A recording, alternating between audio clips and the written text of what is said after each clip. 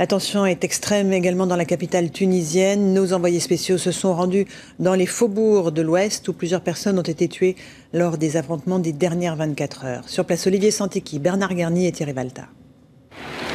C'est tout l'Ouest ouvrier, modeste, miséreux de Tunis qui s'est enflammé.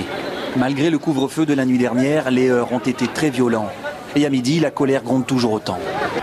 Ça fait 23 ans que nous sommes sous la répression et cette révolution est une révolution du peuple.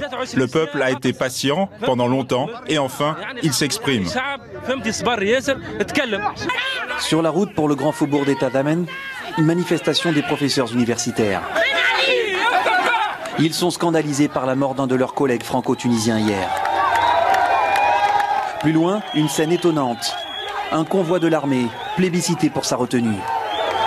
A l'inverse, et à l'image de cette famille meurtrie après la mort de son fils, la population reste horrifiée par les agissements de la police. Ici, on nous décrit l'exécution de sang-froid d'une victime. Elle a voulu rentrer chez sa maison. Malheureusement, les policiers étaient le long de toute la route. Elle a enlevé ses bras en disant que je vais rentrer à la maison sans rien faire. Mais malheureusement, elle a dirigé le pistolet vers sa tête et elle a frappé. Il faut dire que les indices de cette brutalité ne sont pas bien difficiles à trouver. À l'hôpital, l'indifférence s'ajoute au deuil lorsque des proches se voient refuser l'autorisation d'emporter les dépouilles. Alors, la rage éclate. Par dizaines, par centaines, au chant de l'hymne national, les jeunes mettent à sac le commissariat. Il ne reste plus rien. On ne veut plus de Ben Ali, on n'en veut plus, on le déteste. Nous voulons changer de président. Plus loin, la garde nationale, une composante de la police, s'est retirée. Ces locaux ont été incendiés ainsi qu'un commerce dont la propriétaire est soupçonnée d'informer les forces de l'ordre.